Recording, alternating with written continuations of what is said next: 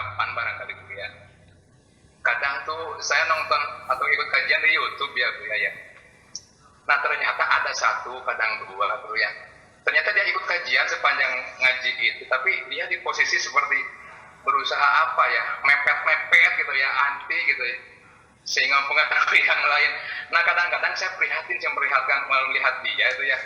Yang ingin saya sampaikan di forum ini barangkali kepada sahabat yang ikut di kajian Bu ya, dan di posisi malah seperti ya, provokatif, anti, mepet-mepet gitu, mending tabayun lah menurut saya ke cekangpingan barangkali. Kalau Anda masih punya paham yang beda dari perspektif tertentu, terima tertentu, mending saya pikir tabayun aja ke Buya, pasti Buya menerima kok gitu ya. Iya. Terus ya ini juga Buya barangkali saya juga akhirnya ingin bertanya tuh gini ya barangkali, ketika orang dengan pemikiran yang di pola pikir lama gitu terus, sebetulnya ya akhirnya seperti itu, susah dia keluar gitu ya, susah mendapat pencerahan baru. Ketika kehidupan ini terus bergerak, peradaban terus berkembang gitu ya, pengetahuan semakin membuka fenomena-fenomena yang gelap selama ini. Kalau seseorang masih di pola pikir lama yang seperti tadi tuh, karena mungkin perspektif di sini ke maknawi, ke hakikat, sementara dia pakai syariat, ya akhirnya nggak sama-sama, nggak akur-akur. Yang saya pikir tuh gini Bu ya, kalau dia keluar kaya-kayanya gitu, dia akan mendapat ya pencerahan baru, ilmu baru ya. Tidak hanya di situ, lalu mereka reka syariat gitu. Nah barangkali kenapa ya yang jadi pertanyaan saya, kalau kita nih minus Bu ya, tapi di sini kan kenapa kita kadang lebih banyak membaca perbedaan-perbedaan dikotomis ketimbang kita selalu banyak membaca persamaan yang banyak gitu ya Bu ya. Kita sering-sering seperti itu gitu.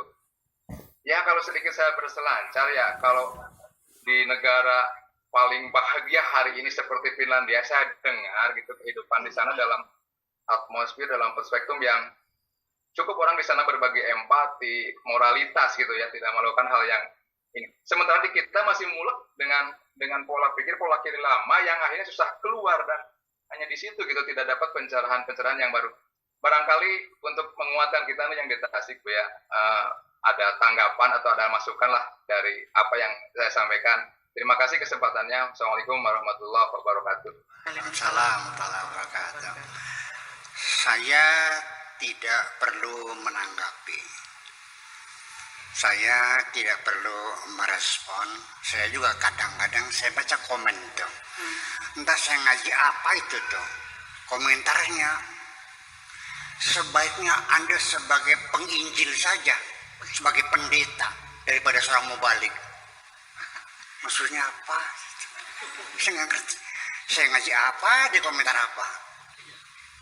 Ya kan gitu. Orang yang senang mendengar ceramah Anda adalah orang-orang Kristen. Ini orang ngomong saya apa ini? Nggak nyambung. Ada lagi yang mencaci maki saya, yang dibilangnya bukan buaya tapi buaya.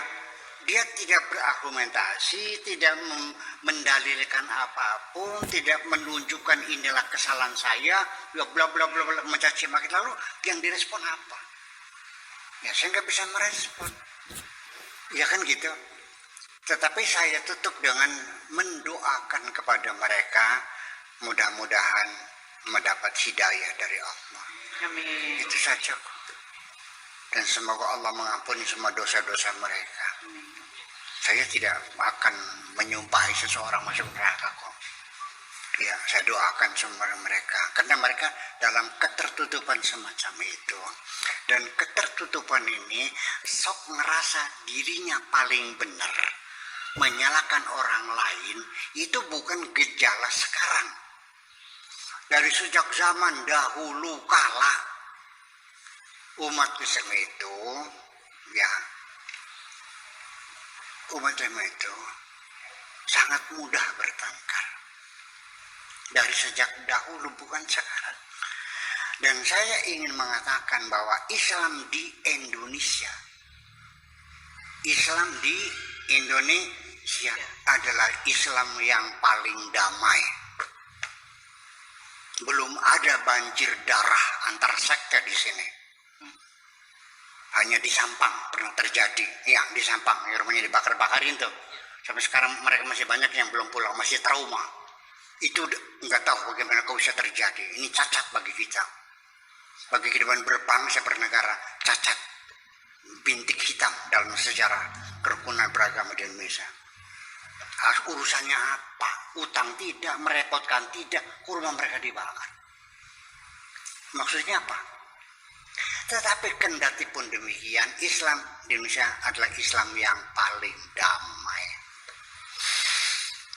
Ya, nggak ada banjir darah, perang saudara antara kelompok A kelompok nggak ada. Ya, paling ya yang ada ya hanya sekarang ejek mengejek, hina menghina, betul nggak? Itu aja. Ya kalau itu biarin aja, hanya kata-kata kok, kata-kata tidak lebih kata-kata. Ngapain biarin aja, nggak ada urusan kok. Itu. Kalau orang itu niatnya mencari kebenaran, pasti datang ke sini. Ya kan? Klarifikasi. Apa betul Pak Kiai mengatakan bahwa Nabi Muhammad melarang gambar Yesus dihapus di dalam Ka'bah? Betul. Dasarnya apa? Ini kitabnya ada. 4 kitab ada. Saya kirimkan ke MUI. Mereka terkejut karena mereka tidak tahu, mereka tidak pernah baca sejarah itu. Itu aja persoalannya kok. Dikiranya ngarang gitu. Kan lucu jadinya. Mereka sudah tahu, oh ada di kitab yang baru tahu kan. Mereka akan menyesal juga kan. Ternyata kalau kamu belum baca, jangan sok pintar. Ngerasanya gitu aja kok. Betul nggak? Kitab-kitab yang jadi referensi saya ada di belakang orang-orang YouTuber kok. Lemarinya kan belum kitab ada itu. Fathul Bari ada, Syarah Imam Bukhari ada, ya, Akhbarul Makkah ya ada, ya, Tarikhul Islam Liz Imam Az-Zuhari ya ada semuanya aja. Ya berarti mereka nggak baca dong. Atau mereka baca tapi disembunyikan gitu. Ya kenapa disembunyikan? Sejarah-sejarah terbuka aja. Itu persoalannya kok. Nah, jadi artinya sehingga saya tidak perlu merespon mereka, tidak boleh membantah. Ya udah mangga, saya juga marah juga tidak, tersinggung juga. Nih, saya mau cerita biar tahu. Imam Syafi'i lagi majelis taklim, yang hadir adalah murid-muridnya. Imam Maliki juga hadir, ya, murid-muridnya yang hadir. Suatu ketika Imam Syafi'i ditanya oleh seorang muridnya Imam Maliki, ya Imam Syafi'i, bagaimana kalau persoalan begini, bagaimana hukumnya? Menyoal sesungguhnya. Kata Imam Syafi'i, ya hukumnya begini, nggak boleh. Tapi kata guru kami Imam Maliki boleh. Beliau keliru, itu nggak terima murid Imam Maliki itu. Gurunya dikatakan keliru tuh. Guru saya bukan orang sembarangan. Dia itu manusia, saya juga manusia. Dia bisa salah, saya juga bisa salah. Dengan lembutnya Imam saya mengatakan begitu. Pulang diadang, digebugin sampai jatuh sakit, lalu meninggal dunia. Itu cerita kamu. Seperti itu. Imam Maliki juga sama. Masuk penjara ketika rajanya bermadzhab Mu'tazilah. Imam Ibnu Hanbal juga dipenjara, digebuk sampai gempor, sampai lumpuh ketika rajanya adalah Mu'tazilah. Bayangkan. Ini adalah sejarah kita. Nggak usah disembunyikan. Biar kita tahu. Sehingga saya berani mengatakan Islam di Indonesia Islam yang paling damai karena kita punya Pancasila dan Undang-Undang Dasar 45.